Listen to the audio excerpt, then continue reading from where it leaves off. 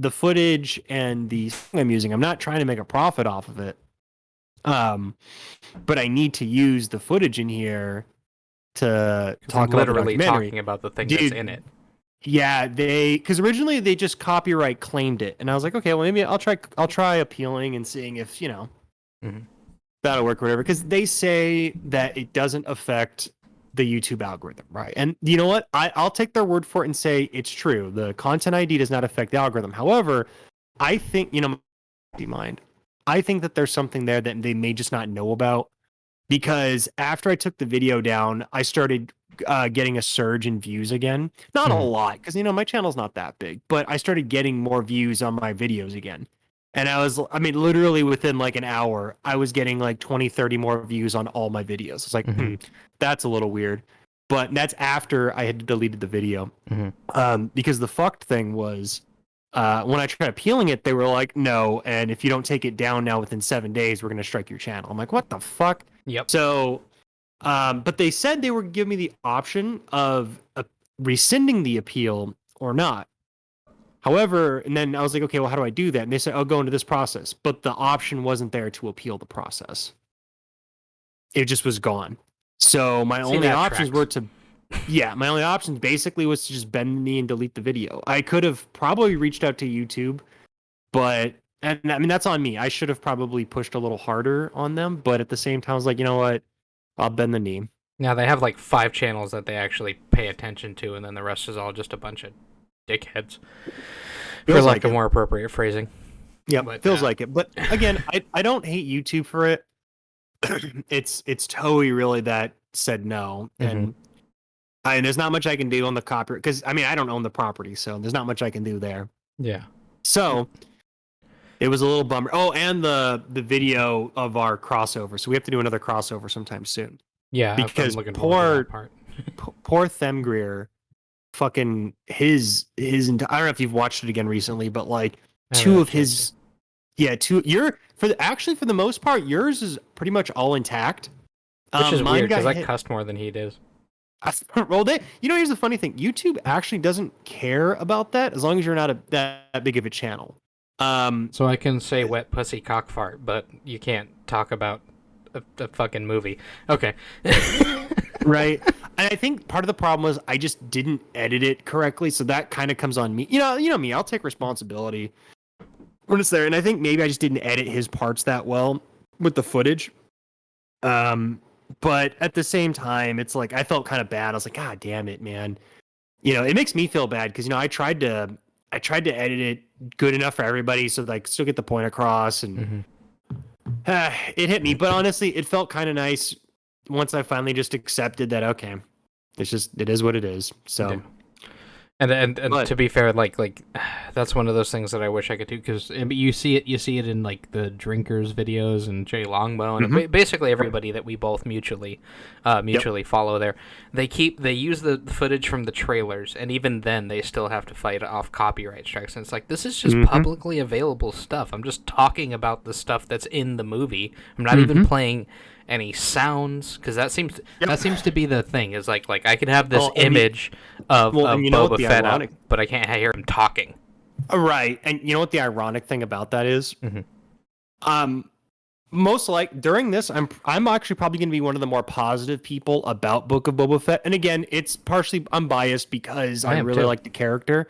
But on that note, in our video about underrated horror movie remakes, that was the whole point. We were talking positive. So in a way, we were doing promotion for these movies that most people fucking shit on. Oh. And we were getting content ID claimed where other again, I don't know. I hate that. Other channels, what they're going through, but most other channels, I imagine, aren't going through the same thing when they're doing the exact same thing. They're literally just copy pasting footage and talking over it.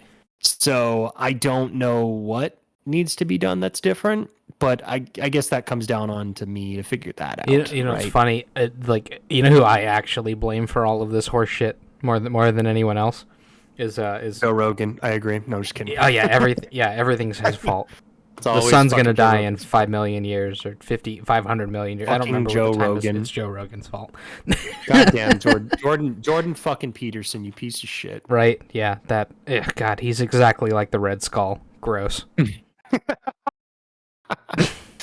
It's one of my favorite panels I've ever heard. Cause I don't know if you've had a chance to actually look at it. I refuse to buy the new comics because, all right, that leads into a whole nother thing. Like for some of the stuff that you see in some of the new media and shit like that, you run into this weird process with it where you're trying to like include elements of stuff that people can recognize, but at the same time you end up screwing yourself over by kind of including a little too much of your perception on what that thing is and a little less of what's actually happening in the thing that you're portraying. So this dumbass is accidentally making Red Skull seem like a counter-revolutionary when he's supposed to be, ironically enough, trying to establish like a Fourth Reich. You're talking about the comic from was it last year?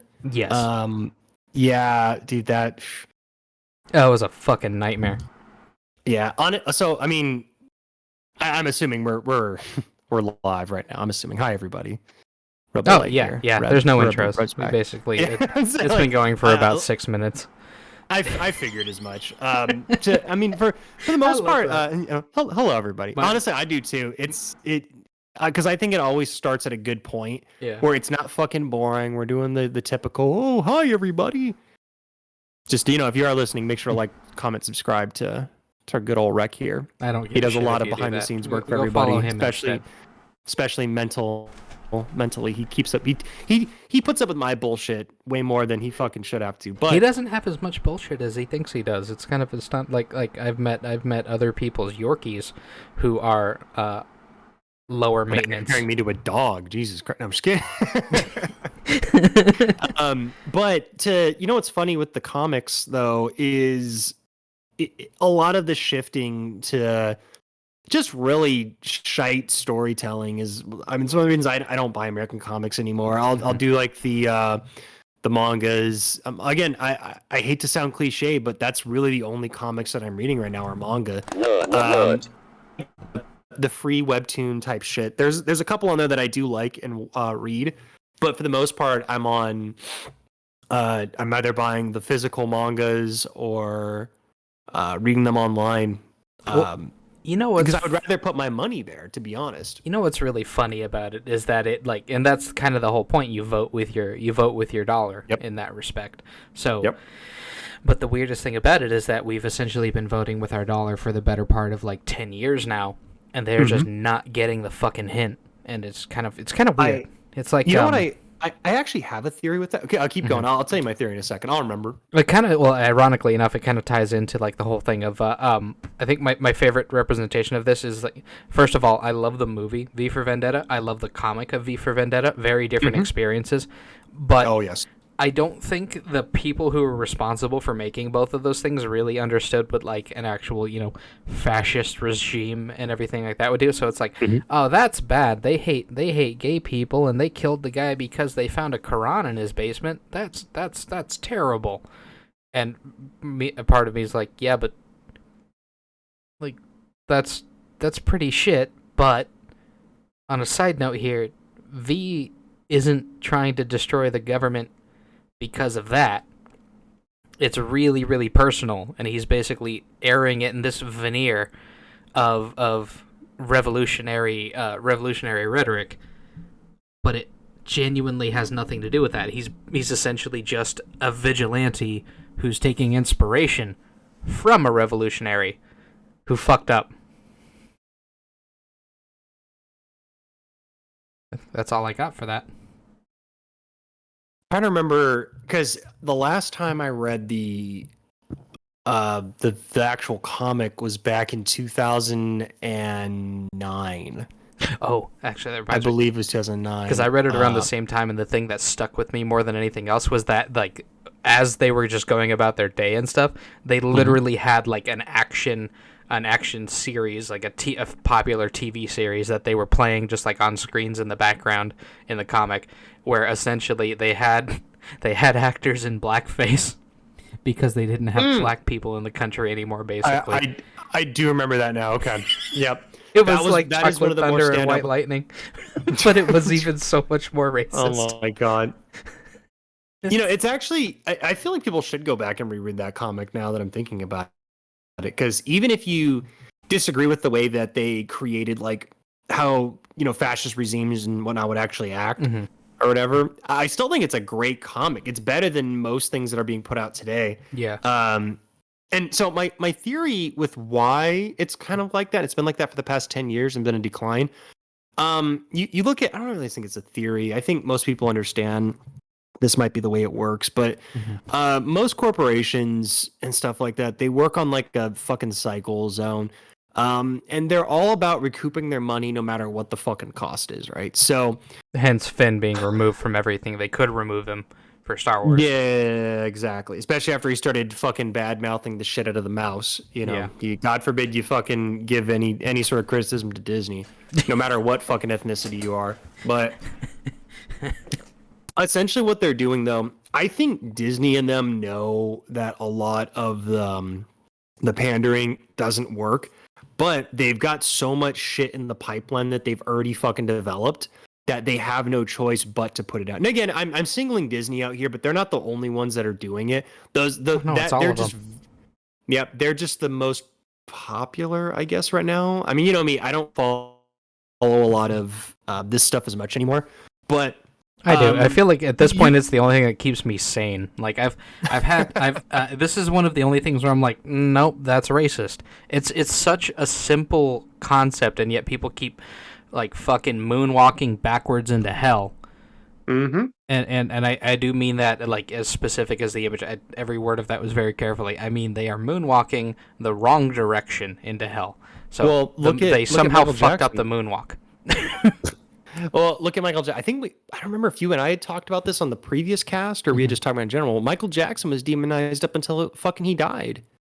You know, so it's actually kind of funny that you say that. It's a certain group of people that were pissed off at him that essentially fucking, I mean, granted, whether or not he did something, I don't know. I wasn't fucking there. I can't say for sure either way, but I was convinced until I heard Corey Feldman talk about it. That was the only one where I was like, really? Yeah. Yeah. Because he like the one person, everybody was like, nope, he's one. The one person where it would have been like, oh yeah, probably you spent a lot of time with him, and he's like, nope, that was the only person who never did anything messed up to me. And it's like, really? That just goes to show you how fucked everything. That's a whole nother fucking. You would think, but at the same time, if you just look at Michael Jackson's past, it doesn't really fit his MO. He came from a very violent upbringing. There's stories about their dad and just all the shit that he would do. And, there's a lot of people that will paint him as a good guy. I'm sure he was. A broken clock is right twice a day. I don't know the man. I've never met him, and I haven't read his biography or anything like that. But the things I have read about him, I mean, just look at different not confessions, but statements stated by other Jackson family members. Like, Jesus Christ. I was going to say, right up until that point, it's kind of funny. You could have been talking about Corey Feldman, too, because he had a very similar childhood. Yep. He didn't turn into a rapist. Exactly. And I don't think, I don't know if Michael Jackson ever had any, like, allegations against anybody else about sexual misconduct, but, of any kind, but still. Maybe. Kind of, the one would lead more into the other. It's like, well, and you would think. Yeah, you would think. Yeah, it's really, really common. Actually, streamer Destiny, he just recently had a bit of an issue trying to convey a thought behind that to somebody else about it, where it's like, listen, it's like statistically, there's an oddity for this, because you have people who do those things to kids, and they're terrible people. But here's the weird part, is that every other like point in their life, they don't really have those like stereotypical things that you would think of as like collections of, the certain types of imagery and everything like that. But it's like it's more of like starts out as a crime of opportunity and then becomes like very much like a pyromaniac, goes into a thing of power, and everybody who he was listening to him, or what he was talking to, and trying to convey this idea that we need to think about these two people, these two as two distinct, different issues, and come at it from that thing, because there's not one blanket issue for this, because you have ones who are admitted to being that type of person, but have never acted on it. But they're usually the ones that have the gigantic collection of imagery. And they're both of these groups of people are pieces of shit, and they do have something in common. But it's kind of funny how emotionally charged something can get, where you can't even really convey an idea behind it without being attacked. Yeah. It's hold that thought. Keep talking. My food just got here. 1 second. I just have to grab it from the front door before someone else fucking takes it. 1 second. Cool. But just for you guys, then, anybody ever actually listening to this in the future, eventually we will talk about the Mandalorian and the Book of Boba Fett. That's kind of primarily the reason why we're here. But yeah, it's the show in and of itself.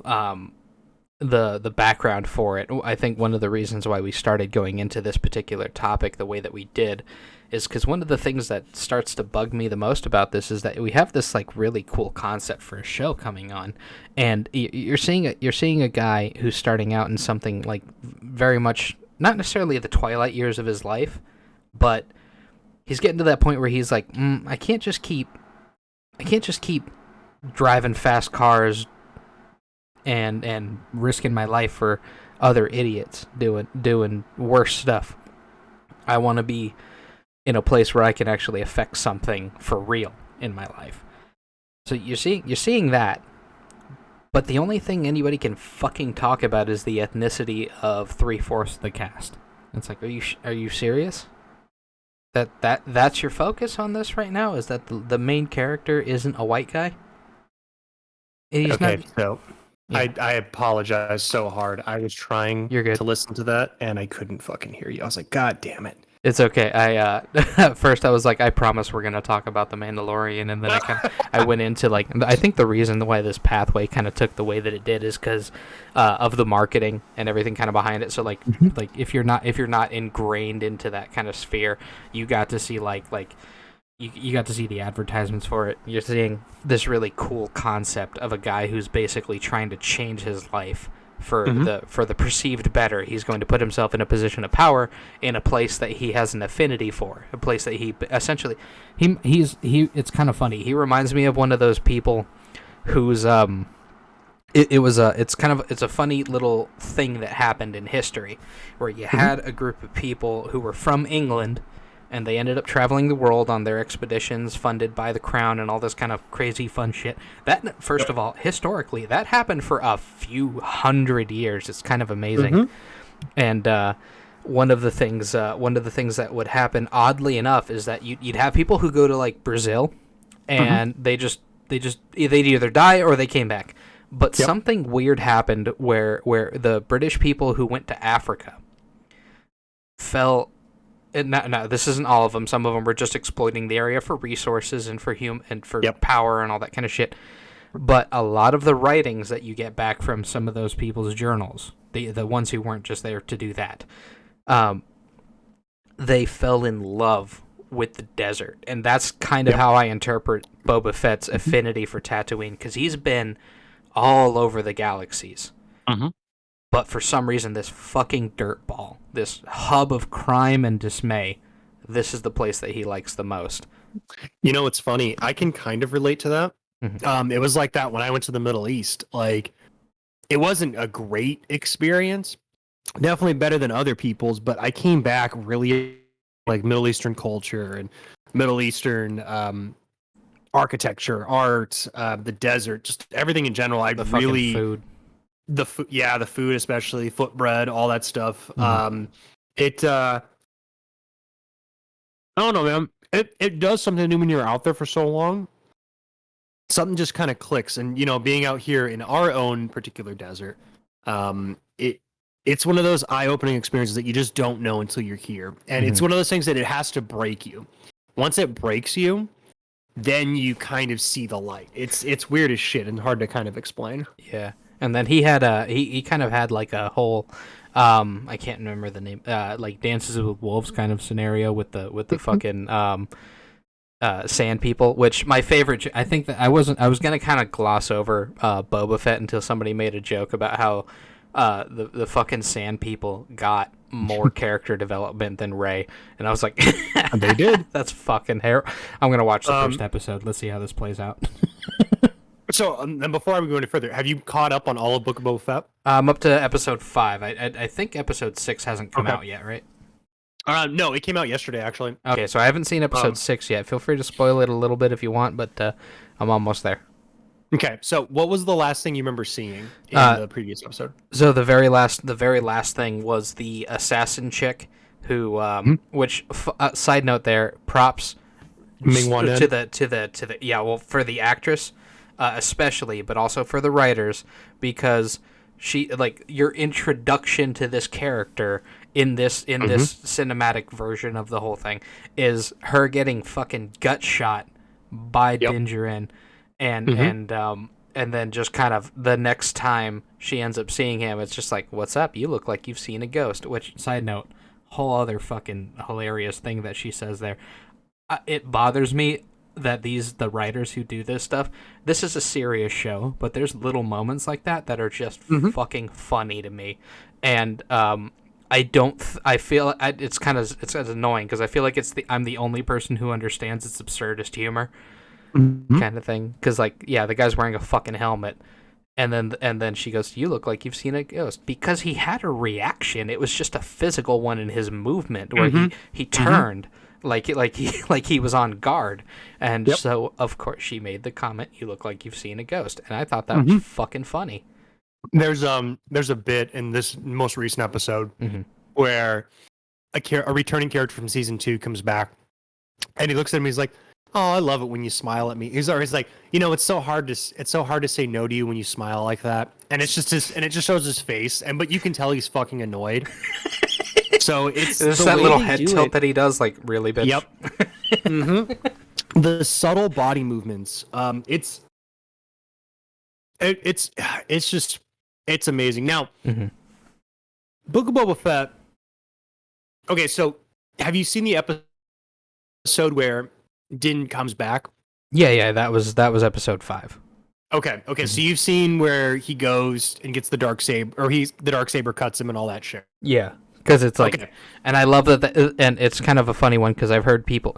First of all, like, I love these things tie in together. I don't think people realize that this is good fan fiction written by people who are, like, actually in love with this world and understand the history and the lore and have contributed their own little bits behind how this stuff works, and so it's just like, how did he cut himself with it? Because he's not attuned to the weapon yet. He doesn't. It actually has a life of its own. Yeah, that's what makes it so good. He has to learn to overcome it. And that's what I can't wait to see that in season 3, honest. Oh, excuse me. Now, so let me get my only real complaint with the show out of the way. Because I think there's a lot to like in Book of Boba Fett, but you have to go into it with a proper mindset at first. Because, I've been following it, almost gave up after episode 2, but I'm glad I stuck with it because I think it's really good. It's one of the best pieces of Star Wars that I've seen in a while. Now, that being said, I think the biggest issue I have with it, and this breaks my heart, but I think it's Boba Fett. And I don't think it's for the reason that most people are expecting. I don't mind him changing his ways and becoming, what? Because he even says it in the episode with the Wookiee. He's like, if you, I don't remember the exact quote, but it's like, we shouldn't be taking orders from these people and blah, blah, blah. And him realizing that the life he was living before was just fucking trash.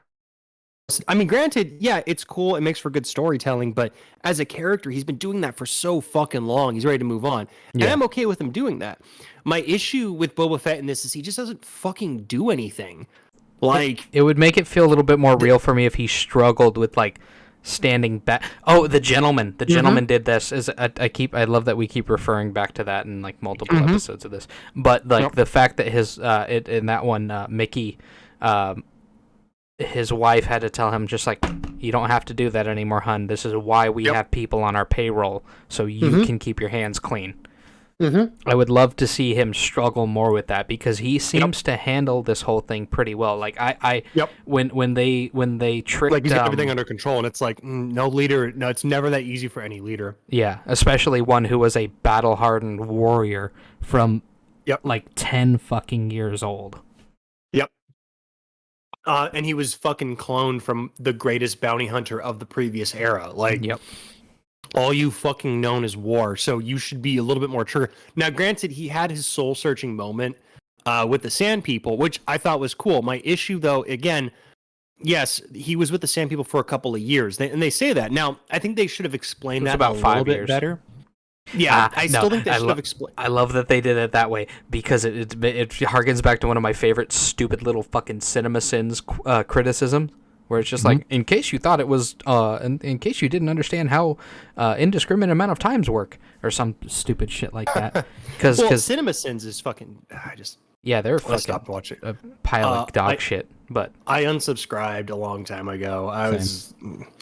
I'm not going to give them any airtime today, but that's another time. But that's just that standard criticism of people that just like, in case you mistook it for Beijing Mars. It's like, fuck off. It's stupid. You want to know what happens when you people don't get told exactly when this is occurring, or exactly what's happening, when and where and how and who and all this kind of stuff? You say stupid shit like, I don't understand what's happening in The Witcher. They're jumping around from about 12 years. That's what's fucking happening in The Witcher, you dumb son of a bitch. Same thing with this one. It's like, how long was he on there? About 5 years-ish, roughly? I figured that out with Witcher pretty easy. Like, I didn't even, that was really fucking easy. It's like, oh, okay, they're bouncing back and forth time frame. I know. But because they didn't pick a central point and go 5 years in the past, 2 years in the past, 28 years, however the fuck time works in that. Yeah. Now, my issue with the time frame thing, though, like the one thing I will disagree with, not necessarily, I'm okay with them jumping around without telling me the time frame. My only complaint with that is that I wish they would have just okay, if they're not going to give me a time frame, then I feel like Boba Fett should struggle more with being out there, because it's still a certain level of like PTSD and all these different things. Granted, he's a battle-hardened warrior, but excuse me, I don't care if you're fucking Skywalker or Darth Vader or General fucking Grievous. Anytime you try to change your profession that you've been doing for so long, granted, he was with the Sand People for 5 years and that changed him. He's now going back into the old life of crime, where he's going to be a new crime boss. But granted, he's not going to be an evil crime boss, and I like that aspect. I like seeing. Also, I love that sentence. Yeah, he's gonna greenhorn at the fucking sands of Tatooine. Yep, and I fucking love that so much. And I'm okay with Din Djarin being the bounty hunter. I'm okay with all that shit. My only concern with that is I wish, if they're not gonna show him struggle with this newfound lifestyle, then we should at least know how fucking long he was there. The main reason why, again, is that way the audience or me, we'll just say me in this situation, will know, okay, he has been there for 5 years. He's had the time to recoup. So we didn't know that for 4 episodes, three or four episodes. And that was my biggest complaint. I'm like, oh, fuck, okay, so he's been there for 3 years already. So, okay, that's why he's not as fucked up. I feel like they should have done either. Yeah, and again, I'm going to get to the positive stuff, because I actually have way more positive to say about everything than I do negative. This is just my only real fucking complaint with it. Yeah, at the very least, like, it's one of those situations where it still flows, it still functions, it still has a absolutely enjoyable storyline. But let's just take this chunk right here, move it to the front, so we understand why he had such a strong change of heart. Yep. But you need more of what you saw when he was introduced in The Mandalorian, where he's not this quiet monk. Yeah, as soon as he got his armor back on him, he went fucking beast mode. Yep, and that stinger, I remember watching season 2 and almost fucking like shitting myself because of how fucking epic it was. Trying to put the armor on that stinger, doom. And you just knew, oh my god, everyone in this room this area is fucking dead. Yeah. They're dead. My only criticism for that scene is they should have just played his original theme. I agree. Plays so much better. Totally agree.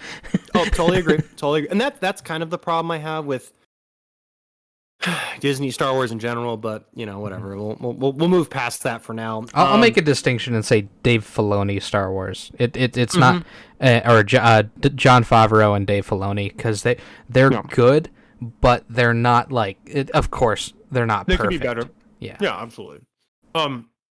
Now, all that being said, I think what they did with the Tuskens was so good. Mm-hmm. I was honestly, I always appreciated the Sand People, the Tuskens, all that shit. I always appreciated them, but I didn't realize how much I would like them after watching the show. There were points in time where I was like, why isn't this just about the fucking Tuskens retaking Tatooine? Because I feel like there's a whole show just with that they could do, and it would still be really good. I like that they took the time to explain their people and everything. Now, granted, there is an argument that can be made, I feel, where it's like, excuse me, we don't need to know the backstory of every fucking thing. Yeah. But in this circumstance, I really think it works. What's your thoughts on it? Because that's something we actually haven't talked about, even in our private time. Mm-hmm. Well, knowing Boba Fett,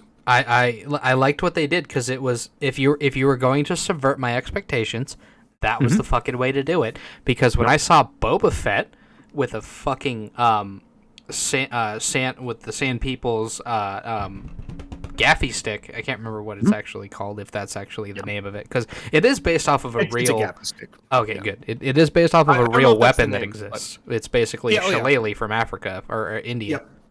Yeah. I don't know what it's actually called either, but yeah, that's just what I was calling it. It was fucking gaffy stick. So yeah. Now, originally, I assumed that was a trophy. I assumed he basically escaped from the Sarlacc pit somehow, lost his armor while he was fucking unconscious, or he had no choice but to sell it so that he could live, or something like that. Which that would be an interesting idea in and of itself, that he got I had this whole fucking headcanon in mind that he was ruthlessly going about his life, like he had just fallen back into his old habits, but now that the Empire's not backing him, he's trying to find his own way, and he doesn't know what the fuck he's supposed to do anymore, because the people that were paying him before are just fucking gone. So I assumed that the robes the robes were a necessity. He took them off a Tusken, and I assumed the gaffy stick was a trophy from that, and that he had just stolen their weapons out of necessity, and then eventually made it to where Din was, where he had his armor on him and available. So after all of that shit, it was cool to see that it was the exact opposite of experience, that he had a Dances with Wolves experience with the with the native people of the area that he got fucking stranded in, and fell in love with their culture, fell in love with being with them, and even sought so far as to try his hardest to protect them from the dangers of the area that he was currently residing in. So I assumed the majority of the time that he spent with them was like the first couple of those years was just them getting used to him being a part of their group, and then eventually he had an idea, like, you guys are sick of this shit, right? You just keep doing the same thing every day, hoping that today's the day you get lucky.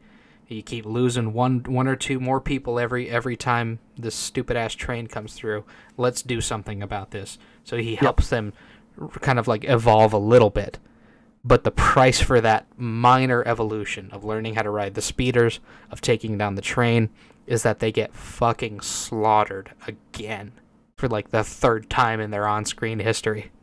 And you know what's great about, not the fact that happened was great, but it just goes to show the stakes that are involved when you do something like that. In storytelling today, whether it be video games or movies or comics or whatever, I think there's a genuine lack of like give and take, because in life, nothing is ever as simple as, oh, you just get this. There's always an equal exchange of balance. I hate to sound cliche, but there's like the yin and yang of everything. Just because you now have the ability to create atom bombs does not mean, oh, I'm sorry, just because you can create nuclear energy now does not mean that no one can create atom bombs and vice versa.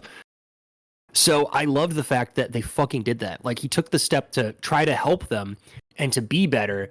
And what did that get him? Fucking murked. Like, all of them. Like, just mercilessly slaughtered. The only home Boba Fett's ever had, except for when he was a child, mercilessly slaughtered again. Yep. And if you watch The Bad Batch, you'll know that the same basic thing happened. I'm fairly positive. Like, the Boba Fett's home got fucking destroyed again. So, excuse me, I can understand why I'm eating ramen. For people that don't know, I'm not sure if I caught that in the video. I'm drinking Bud Light Platinum and fucking ramen. Multicultural dinner. Very much so. Let me crack up another one real quick. Yeah, you go ahead. I'll go into my next rant on this one, because one of my favorite little aspects of the whole thing too is that this character essentially he doesn't really he has no people, but he has his own incredibly unique identity, and I think that's what what comes across to me is that that's what he's seeking throughout the course of his book. Is that this is eventually, very much like Deadpool, a journey about claiming and being a part of a family. So oddly enough, him going through these steps, finding this thing with the Tuskens, and I assume his entire end goal is, like, he's very much like Darth Maul probably should have done. He's given up on trying to, like, become a part of a culture that has rejected him from the time he was even a thought, and is effectively trying to make his own way in the world. It's as much of a joke as it is. I genuinely believe a book of Boba Fett is literally based off of the line from Jango Fett. I'm just a simple man trying to make his way in the universe. Yep. And this is just the logical conclusion of that. He's making his own. It's just carving out that one rock that's his and no one else's in the universe. Yep. Now, okay, that actually does lead me to one other thing. I hate to say it, but that I dislike about the season. The fucking biker gang? No. Well, okay. Yeah, they're fucking so two lame. things. Sorry, I assume that's where you were going. I'm sorry. Please continue.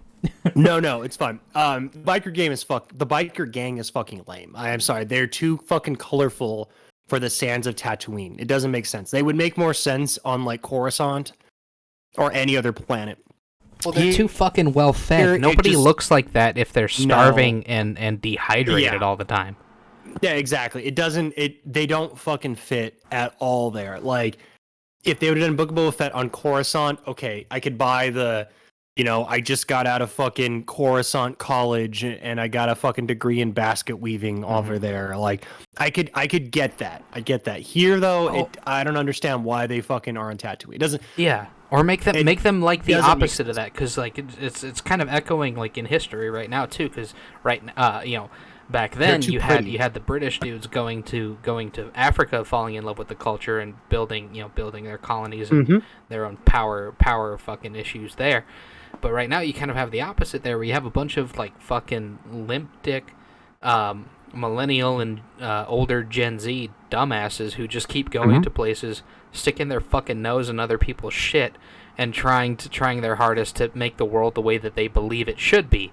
Very much like missionaries, except instead of helping people, they're just over there lecturing them and being assholes. Yep. Now, again, make them that, and then have him set them straight. Too. Yeah, that would have been better. I feel like that was a missed opportunity. They can still be the, I know that it's supposed to be a reference to George Lucas's his first movie, American Graffiti. I get that, but if they would have done it the way you were just talking about, it would have been better. It would have fit both aspects, and it could have flowed better, and it wouldn't look as out of place. Excuse me, in the universe. Now, the issue though that I had is with just these past two episodes. The most recent one that you haven't seen yet, and then the previous one. I love the fact that we're getting more Mandalorian. Yeah. But episodes 5 and 6 are literally just about the Mandalorian. Now, and again, I'm not complaining. I love it, and I love how it's basically just a setup for season 3, sort of. Well, even that enclosed into what they're looking at here, it's just kind of like, hey, we're going to introduce this other character again. Right. You've met him before, but here's what he's been doing in the meantime.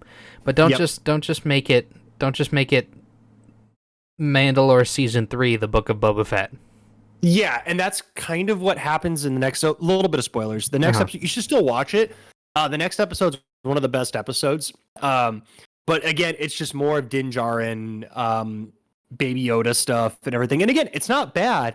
But I was sitting there at the 30-minute mark, and I'm like, where the fuck is Boba Fett at? He hasn't been in 2 fucking episodes, and the show is called The Book of fucking Boba Fett. Like, where the fuck are you? Yeah. At least cut back and forth, motherfucker. Exactly, and that's my part of the issue that I have with the show is kind of the way the pacing is set up.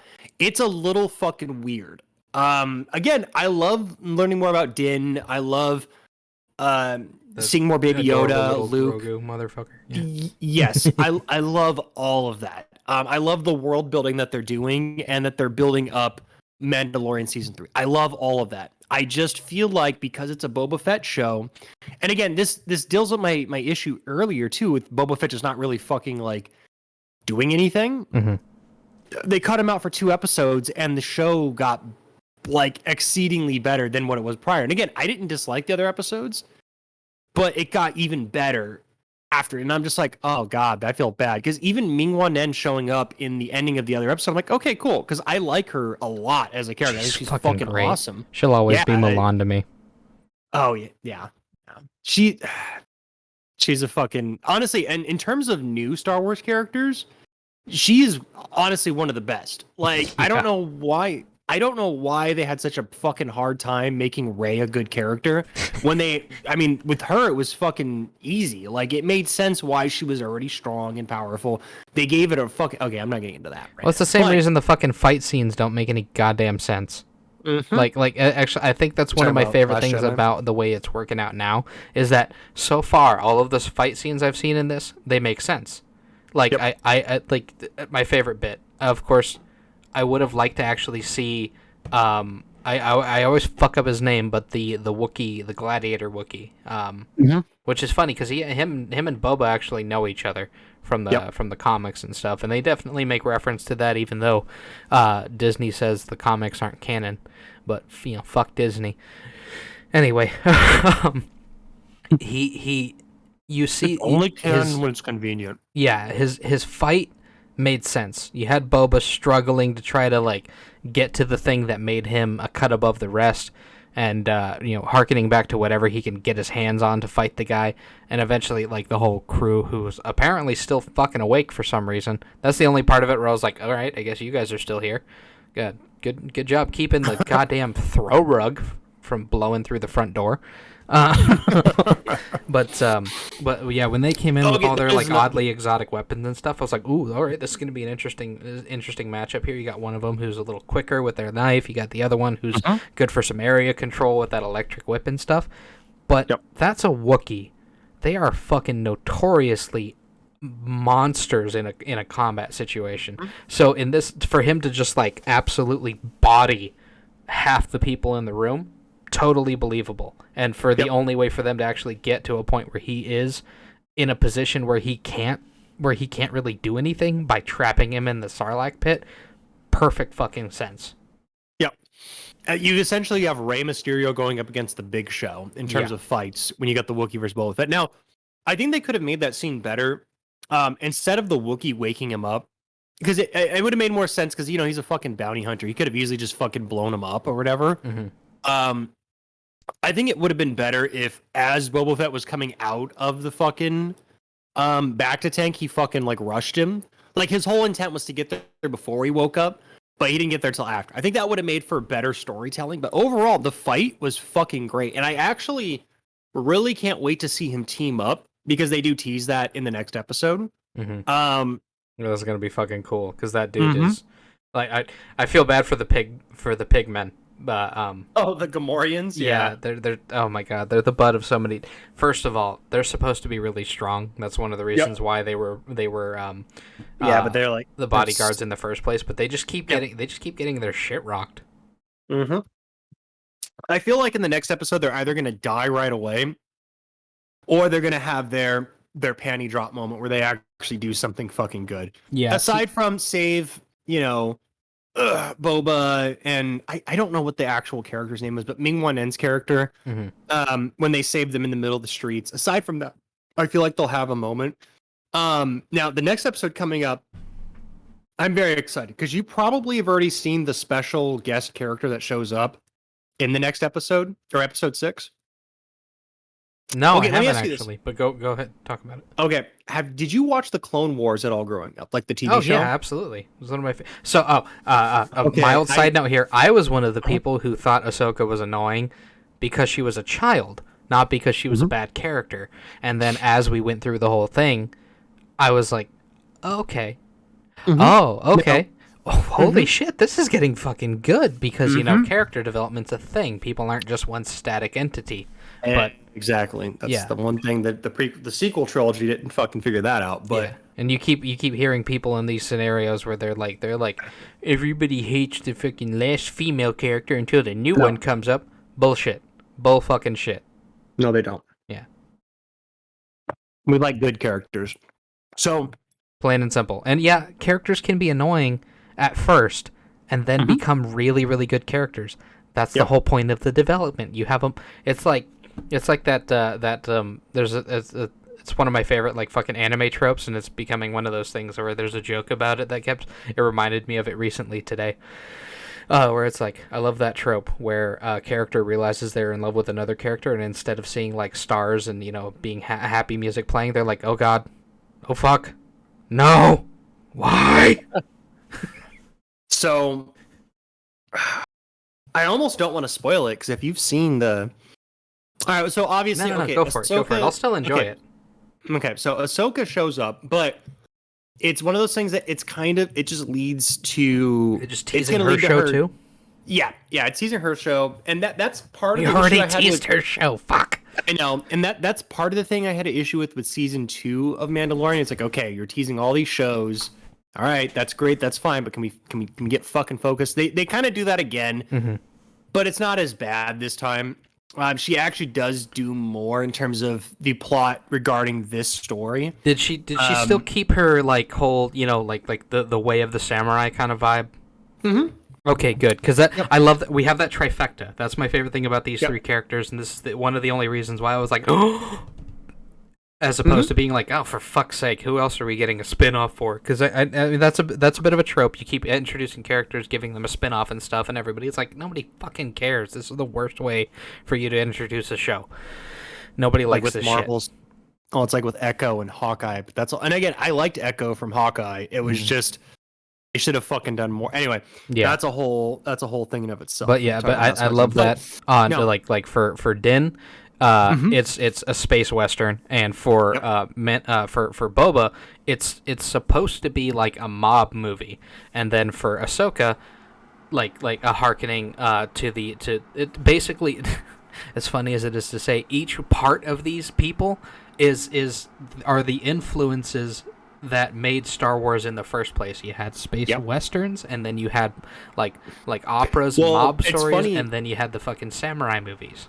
It's funny that you mentioned that too, because the ending of this next episode reminds me so much of the 7 Samurai and Yojimbo, because that's essentially what's fucking happening. Because the guy who had Boba Fett's armor in the second season of Mandalorian, he shows back up. I love that guy. So he's going to be showing up. Yeah, the guy who played fucking Hitman in the first Hitman movie. Yeah, on a side note there, I'm not gay. That man is handsome. Oh, he's very handsome. That's a handsome ass fucking dude. Yeah. He's gonna be in the very last episode of Book of Boba Fett. I am looking forward to it. You'll see why. But they also it's not just Ahsoka though. The surprise character that I didn't fucking see coming was what the fuck is his name? It's escaping me now. The blue guy, the blue bounty hunter. Kato or I always forget his name. But I love the guy. He's blue. He's got a square shaped face. His eyes are big and red. And eyes. he wears Yep. that like the Men in Black hat, with the yep. He's basically a Western character too. Or he's that guy that wears the funny square hat. Cad Bane, that's his name. Cad Bane. Yep. Yeah, love that. Yeah, he showed up at the very fucking ending, and I think he looked great. Now, granted, I've seen other people like who've done it a little bit better, but fuck me, I think they did a really good job. In the live action version of it, it could have been fucking way worse, all things considered. And I thought they did a pretty good job on the effects. That's usually the hardest thing. Is that like oddly enough, cosplayers are the people that they're starting to pull in for a lot of these things. So it's like, hey, how did you do that? And they're like, just a lot of Scotch tape. Yeah, a lot of Scotch tape. You did a whole gymnastics routine in it, though. Yeah. How? Because I'm fucking good. And now you're getting these people to do these costumes for these guys. And that actually, if I remember right, that's how they... or was it V? I think it was V Neil. I don't remember. V Neil's is one of those people that like does the costumes and the makeups and stuff for movies for such a long time. She was the person who came up with the idea of having the 3 pieces, where all the superhero costumes now are essentially a vest with with sleeves that attach like shoulder pieces for armor, and then you add the shoulder straps and the harness and stuff to hide the fact that it's not one piece. So now these people can move their arms without their chest popping up into their chin like Daredevil's costume. Yep. Mm-hmm. It's honestly fucking a genius thing to do too. Venial, she was in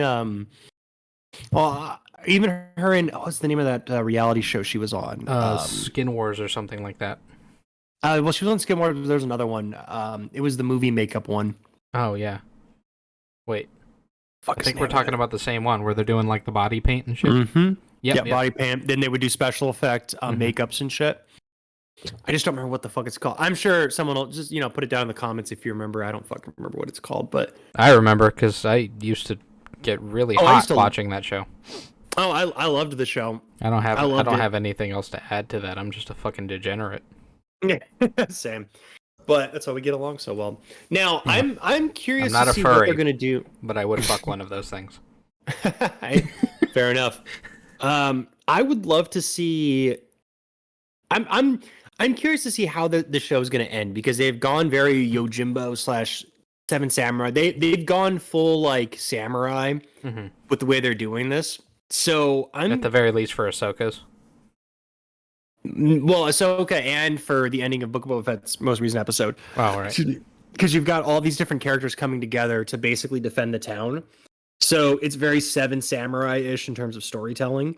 There's multiple characters with their own backstory and their own stakes, and they're all coming together to protect one town. So it would be like Boba Fett's claim to the land. So, but it's kind of like a cross between Seven Samurai and Yojimbo in certain aspects. Mm-hmm.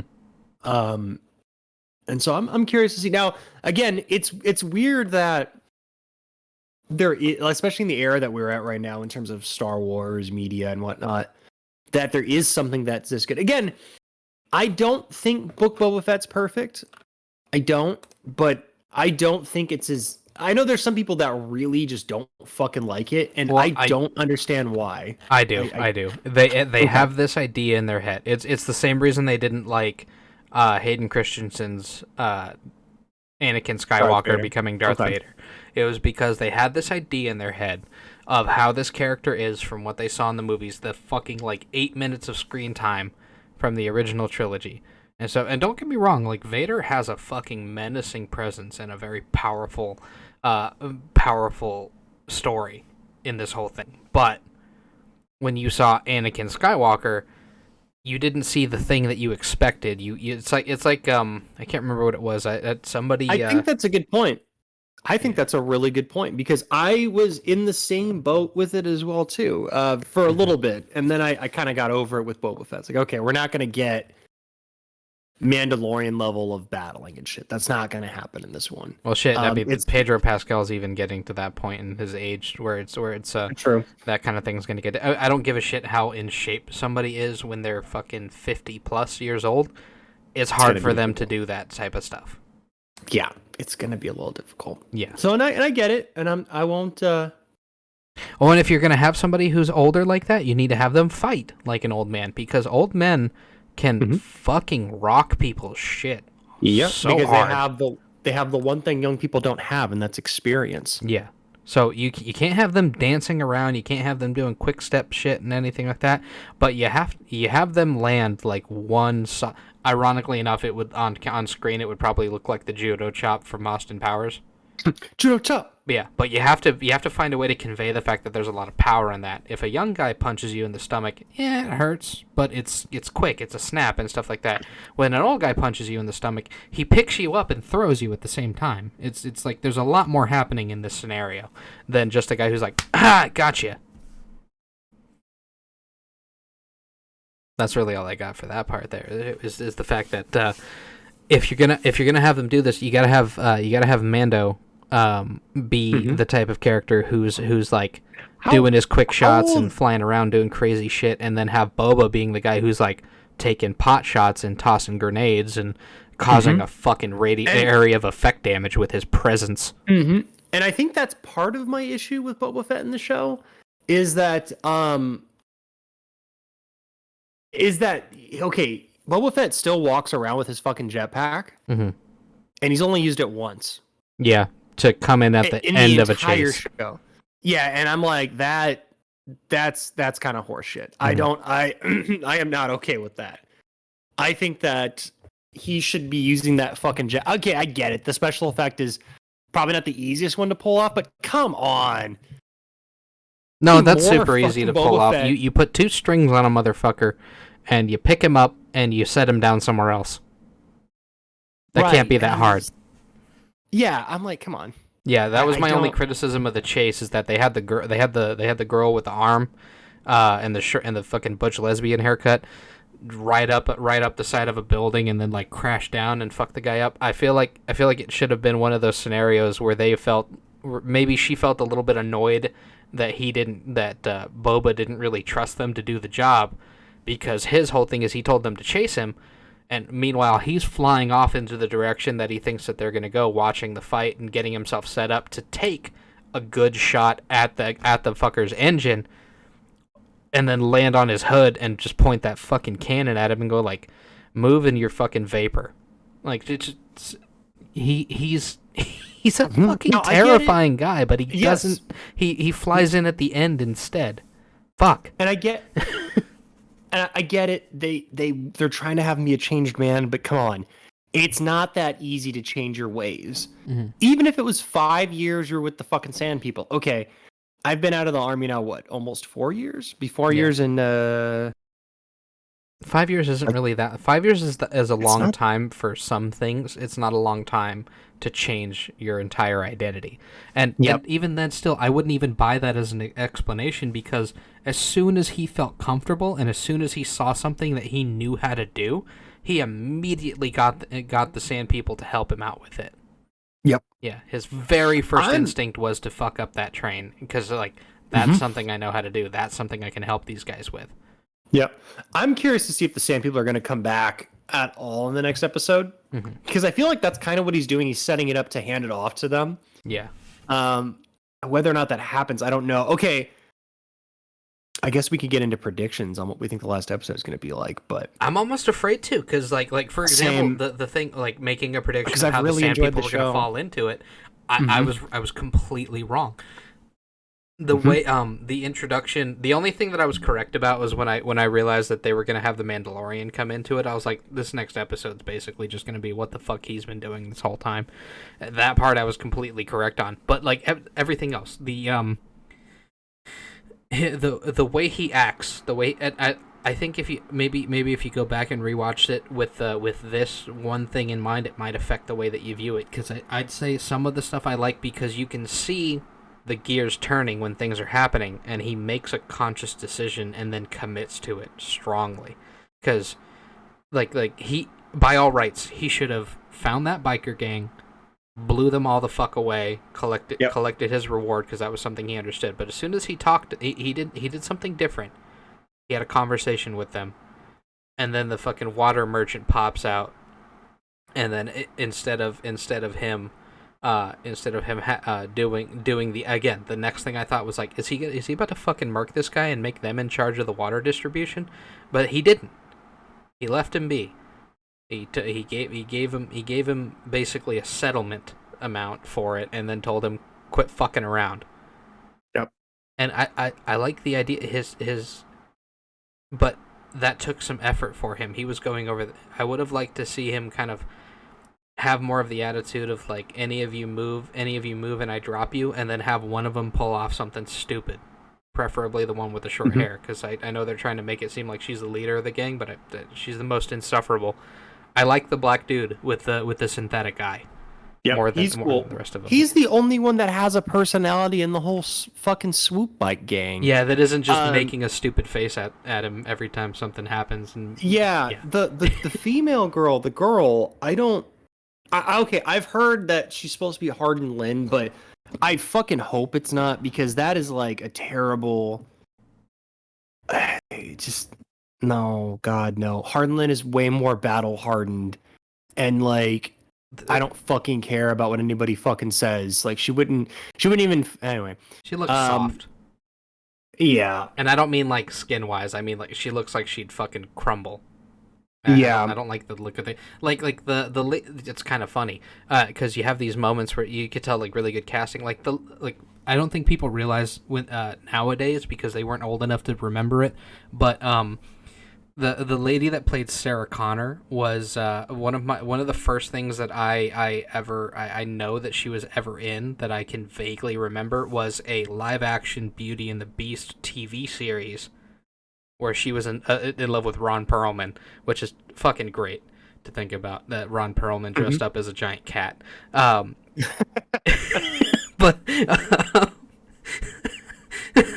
oh God, I can't help myself.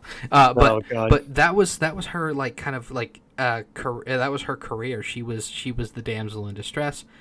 But then she got the role of Sarah Connor and stuff, and she went from being like this kind of just like fair-faced, sweet lady who you felt like an obligation, along with the Beast, of course. You felt this like obligation to keep her safe.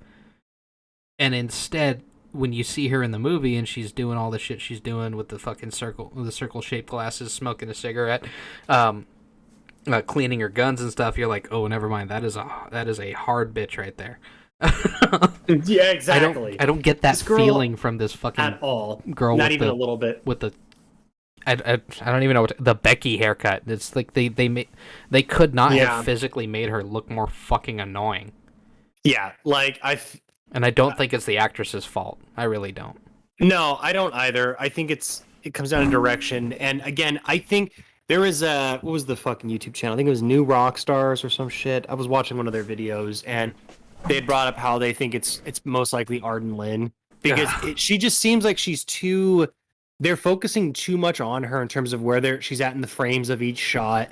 Her stopping the guy and having that smug little smile. She can't just be nobody. She's got to be somebody, and I'm fairly positive it's fucking Arden Lynn or something to that effect. And she has to earn it more. Like, I would say if anybody deserved, because the rumor mill is that she's gonna get, her and the little swoop bike gang are gonna get their own fucking spinoff, and I'm like, no. If there's any fucking character that needs a spinoff, it's fucking Ming Wan En's character. Period. Like, I don't even know what that would be, but it would be much preferred. At the very least. Absolutely. But they're going to go with gender studies. They're going to go with the fucking, like, I mean, first of all, they're a biker gang. Why the fuck are they on Vespas? I hate that. Yeah, and it's too fucking colorful, man. Like, again, I don't buy any of them being rough and tough fucking gangsters. Or even just like street rats. Yeah, I don't fucking buy it. I buy... I'd have made a joke of it, like at least tell me that you're fucking, like, at least tell me in the story that these people are lying, that they're trying to act like they're from there because they want to be accepted and they want to help. But it's like, 3 of y'all look like you were fucking fashion models on Coruscant. Actually, one of you I think was, and they just did their body modification shit because they were trying to make themselves not look like who they were before. 1 second. Oh, you're good. Sorry about that. No, I agree. To me, it just screams of rich kids that are trying to get back at mommy and daddy. That's all it screams to me. That their families come from influential fucking people on other planets, and they're just like, I'm gonna get back at dad for not buying me the 50th fucking bantha or some shit like that, the pink bantha that I wanted. But instead of getting a tramp I'm gonna stamp join a and biker smoking gang. weed, they get body modifications and take I'm gonna be honest with you. I've been a Star Wars fan for most of my life. I don't really know what death sticks are. I just know they're a drug. Basically cigarettes. Really? Okay, so you smoke. That's death literally sticks. all it is. It's literally just cigarettes. That's funny. Yeah. I'm sure there's somebody out there that could probably explain it better, but from what I understand, they're just fucking cigarettes. I'd say that's pretty. That comes across as being pretty accurate. The only thing I know about death sticks is the line in the show, and that at one point in time, Anakin was using them to try to like meditate more effectively, and it was really fucking with his head a little bit more than it was actually helping him. Yeah. Well, I mean, that's cigarettes in general. You think that it's helping, but in reality, it's really not. Yeah. Like, you think it's helping you some cope? good things you could say about nicotine, like it's actually a pretty decent anti-inflammatory. It's just all of the other shit that comes with it that sucks. Right. Nicotine and tobacco, they're good anti-inflammatory, and they're good muscle relaxants too. Like, they're very good at fucking relaxing muscles. The problem is, and now this is gonna sound crazy. I don't think they should be regulated. Like, I'm actually against the ban on menthol cigarettes. I'm 100% against that. But I think at the same time, me too. If for nothing other than the fact that that's clearly racist. Oh, fuck yeah, it is. Like, can any politician look me in the face and say that their entire fucking premise on banning menthol cigarettes is not racist? I'll fucking laugh. There's no way. There's no way you can look me at a straight face and not say it's based on a racist or like a racial fucking profiling thing. Yeah, and it's the same thing with the fruity part too. It's just like, our kids smoking nicotine, that's a no-no. It's like, yep. And you know what's funny is that I genuinely believe that very few of them actually were doing that until you told them that they couldn't. And then they were like, yo, bro, how do I get one of those Jill pods? Yeah, that's usually how it happens. It's the fruit flavors. It sounds like they're getting Tang. And it's like, God, you're fucking old. That's usually how it. It's Tang. Would be fucking 80s. Actually, 80s I think soccer moms. I think Tang was a thing in the 70s too, wasn't it?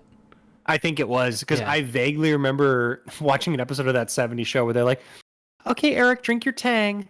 Oh, right, and they made a joke about because Tang was also slang for getting laid or something like that. Yeah, I think it was slang for vagina. Vagina. The vagina produces Tang.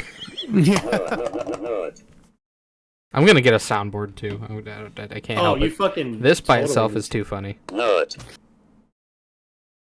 Oh, I lost you. I couldn't hear. Oh. Nut. No. Nut. I hit that button when I'm not even like with anybody. Like I'll just be in the middle of watching an anime and the main character will fall down and land in tits. Nut. Nut. That's just what I do. God. I just hit that button. The nut button. The nut. But and yeah, that's when we first saw Boba Fett in his armor again. Nut. Nut. Yes.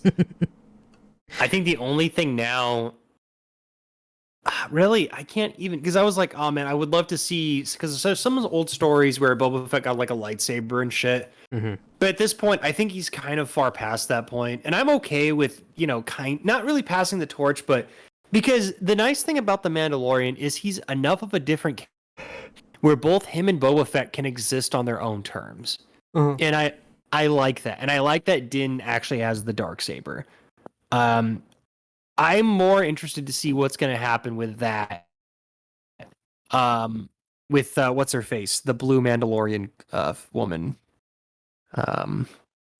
Wait, I thought her gold helmet, red. Oh wait, no, you're talking about Bo-Katan.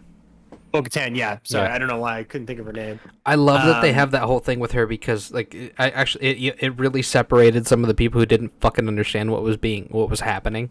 Because you have people that are just like, she had it before. Why can't she just take it? Because she did have it, and then Mandalore got fucking glassed, so she bought into the superstition. Yep.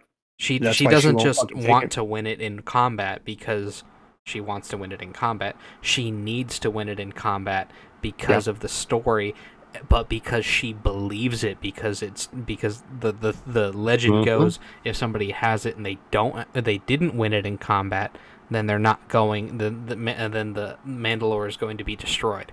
So like literally, the reason she needs to win it in combat from Din is because she believes the myth now. Yep. And I think that is such a fucking brilliant idea. In terms of storytelling, because you're in fucking space. Mm-hmm. You would think that they wouldn't believe in shit like that, but they still do. And that's what makes it so good. And I can't wait to see her superstition play a part. Because ultimately, it's going to lead to her downfall. I 100% believe that's going to happen. They could swerve me, for sure. But I definitely think it's going to lead to her downfall. Give me 1 second. I'm going to plug my phone in real quick. No, I'll be right back. And that's kind of one of the little predictions that I'm looking forward to for this is that they're probably going to have Din eventually recover the helm of Mandalore if they actually get their third season, because if I remember right, like it's kind of like an oddly little hodgepodge of things that have happened, you know. So in the second season, he ends up obtaining a spear, which was actually something that was kind of importance before they melted the fucking thing down for Grogu's chainmail, or at least I assume that they were making Grogu chainmail. Yeah, that's exactly what he made him. Mm-hmm. So, and so the spear in of itself was supposed to be something that was actually like an important relic from their history. The Darksaber, same thing, important relic from their history, because the one time a Mandalorian had attunement with the Force and became a Jedi, that caused some fucking issues, but he also had one of the most uniquely made lightsabers with one of the most aggressive personalities that one could possibly have, because all of the lightsabers have that same kind of ability, but the green and the blue crystals, the red crystals even, they don't really have that much of a pullback on the person who's wielding them. So this one does, which is fucking amazing. Yeah, it's a strange thing that this thing effectively has its own mind, and if you're not aligned with it, you can't use it. That's cool. So the only little like Mandalorian item that's left that he could get that would make him more claim, give him a stronger claim to the throne of Mandalore than anything else, would be the helm of the original Mandalorian. That's pretty much it. Okay, sorry, 1 second. No, you're good. I'm getting messaged like by a bunch of people right now. I'm so sorry. Everything okay? Yeah, no, everything's fine. There's been nothing bad. It's just some shit kind of happened today, like family-wise. Nothing bad. Okay. Certain paperwork's got signed and all that jazz. Gotcha. So if you're tracking. So I might have to get off here in a little bit to make a phone call, but we're coming up to the hour and 20-minute mark. So yeah, we could go for final thoughts here pretty soon. I'm sorry, what were you gonna say? Okay. No, that's fine. I forgot. Well, okay, so final thoughts. I'll give my prediction on the next episode. Mm-hmm. Because I don't want to be disappointed. I'm going to say Boba Fett fucking dies. And dies like sacrificing himself or some shit. Because I actually can't see what they're going to do with him after this. And I don't like that thought. I don't want that thought. And I'd rather go in just thinking he's fucking dying than have him die and expect he's going to survive. Yeah. Because I don't want him to die. I think there's plenty of stories that are left to be told, especially for Mandalorian Season 3. But, I mean, they're calling the show Book of Boba Fett. It's based off biblical texts and understanding, and Boba Fett's kind of become like a Moses, Jesus-like figure, especially Jesus-like figure. You know, he dies and comes back from the dead, to absolve Tatooine of its sins and all that shit. it kind of makes sense that he would die at the end of this. I want to be wrong, 100% want to be wrong, and I hope I'm wrong. I hope that after next Wednesday we can do another cast about this, and we can be like, well, I was fucking wrong. That's what I want more than fucking anything. Great. So that would, and I agree with you on that part. That would be the most interesting outcome for it, is if he did die. It's I hate to say it, but some stories do genuinely go better when the hero doesn't make it, and the whole point was that they sacrificed themselves for something stronger, something better, something more important than them. Kind of like the Magnificent Seven, or Magnificent Six. This is gonna bug the shit out of me. Hold on. Magnificent Seven, because it's based off of the Seven Samurai.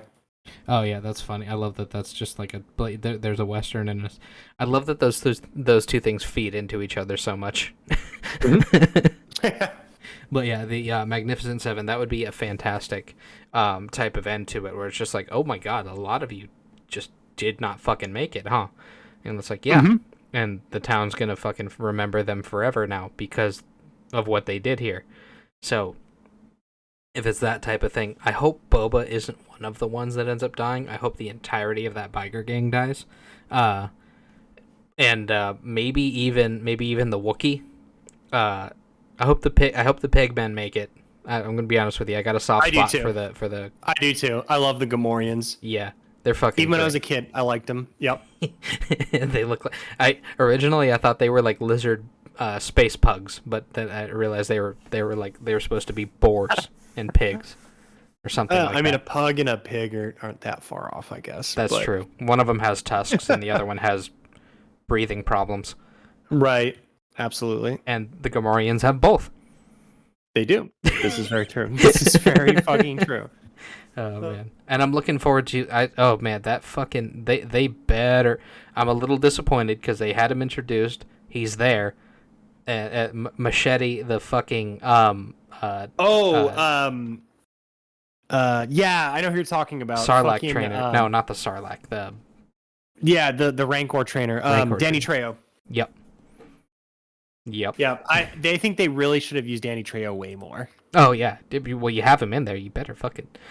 First of all, I love that the dude literally just kind of says yes to whatever anybody puts him in. I think if I remember right, one of the main reasons he's probably in this is because Paul Rodriguez is also affiliated with Dave Filoni. I can't remember exactly. I think I might be mistaking it for something else, but yeah, that would track for me. It was like, wait a minute, aren't those two guys friends in real life? And then that would explain how he met Machete. That's why he's in here. Either that, or I would just buy the fact that Dave Filoni and Jon Favreau are just Machete fans. Probably, honestly, maybe a bit of both. I loved Machete. I do too. I love that. I loved fucking the Grindhouse trailer. Mm-hmm. You know, all that shit. So maybe it's a bit of both, honestly. Yeah, but yeah, they need to utilize that thing. And don't get me wrong, I'm gonna be sad because I feel like they're gonna fucking kill the thing again. And they made a point to say that it's a baby. Up. Yeah, so maybe not this time, but it's gonna die. It's gonna die eventually. Yeah, like I know for a fact it's gonna die eventually. That's my only hard prediction. Other than that, I feel like they've subverted every expectation that I've had in the most effective way possible. Aside from the fact that I feel like the show is a little bit lacking for action from Boba Fett. I feel like he needs to struggle more with being in the middle of doing this stuff, and they really just missed the mark on that. I do agree. Now, I do also agree with you, though, that I think in terms of subverting my expectations, they've done it. Yeah. It's not at all what I thought it was going to be. And in some ways, at first, for sure, I was definitely one of those naysayers that I was like, oh, come on, it's not blah, blah, blah, this and that, it like the Darth Vader thing. But then, once you give it a chance, it grows on you, and you're like, okay, you know what? It's different than what I was expecting. Mm-hmm. But I think that it is... Excuse me. I think it's a really good show. Is it better than Mandalorian? I'll say no. But for now, I'm gonna say no. In terms of which one's gonna have the longer, like the long-term appeal, like 10 years, 20 years from now, we're gonna look back on it. I don't know. I think it's got a good shot of being more memorable in certain regards, but I for now though, I'm gonna go Mandalorian. I think is the better show.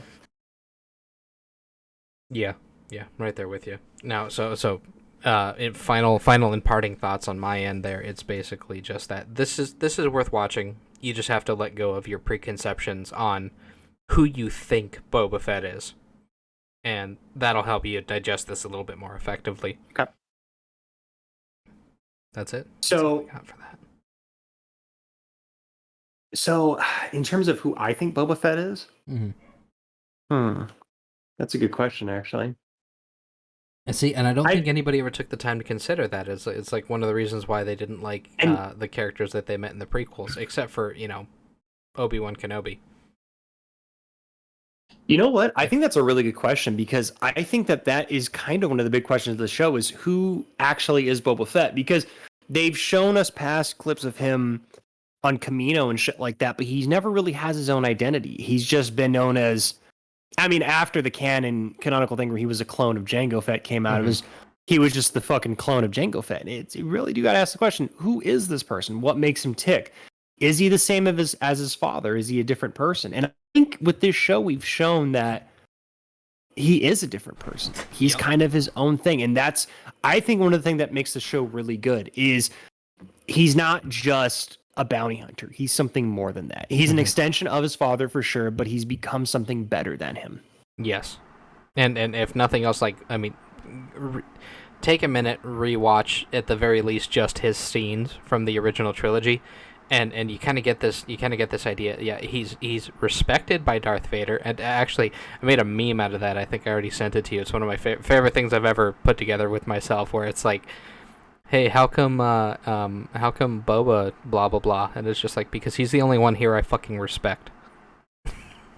And he's the only one here I fucking respect, honestly. And that's, Darth Vader knows that. He actually fucking respects him. He would go toe to toe with Fett, and like, okay, you know what? I respect you. You might be a fucking asshole, but I respect you.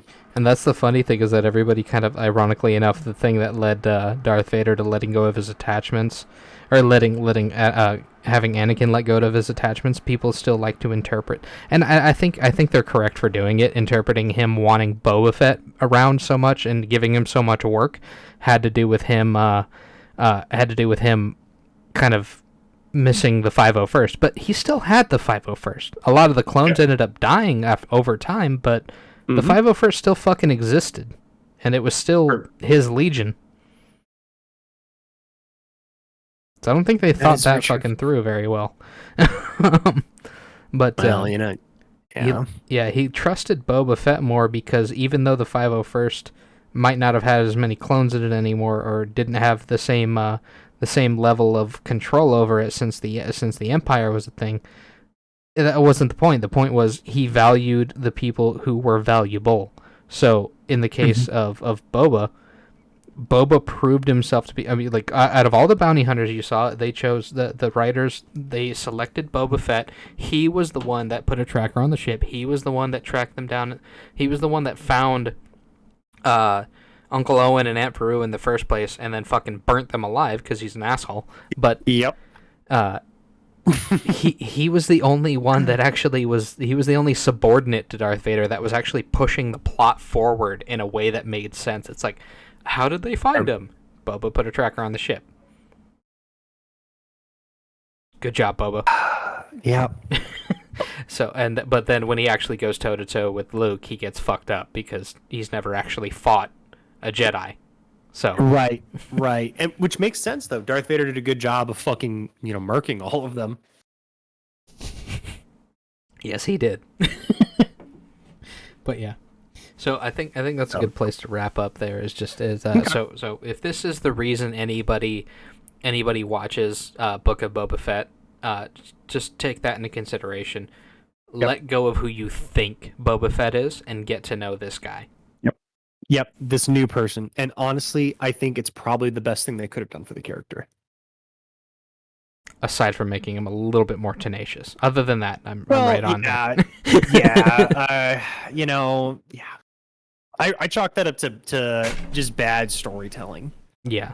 Aspect rather than the character being, because I think the character's fine.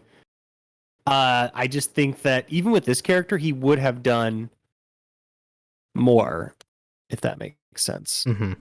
But just the writing just didn't do that. I like to use the elves from a Santa Claus as the metric. Like, okay, hold on. If you did less in your show than the elves did at the end of the Santa Claus, add some more shit. Just a little bit more, please. Elves with attitude. Fucking greatest line in the Santa Claus trilogy. I mean, the Santa Claus is a pretty good fucking movie, though. So, in my opinion, I would say. Anything you want to shill before I end there? Nah. Cool. Well, then, none for me today. Fair enough. So, yeah, I'm gonna link your channel, and oh, thank you. Other than that, on my end, I don't care if any of you like, share, subscribe. Go fuck yourself. I appreciate it, and thank you again for having me on here. I will say that. Happy to. And guys, definitely subscribe and comment, all that jazz. We might do we definitely should plan another crossover soon, though. Mm-hmm. I'm looking forward to it. But yeah, I don't know what the fuck we would do, but we'll something. figure it out. I'll take suggestions. Post comment suggestions there. Please. I don't care if you like, share, or subscribe, but comment suggestions. Yeah, just at least tell us what we need to fucking do. All right, done.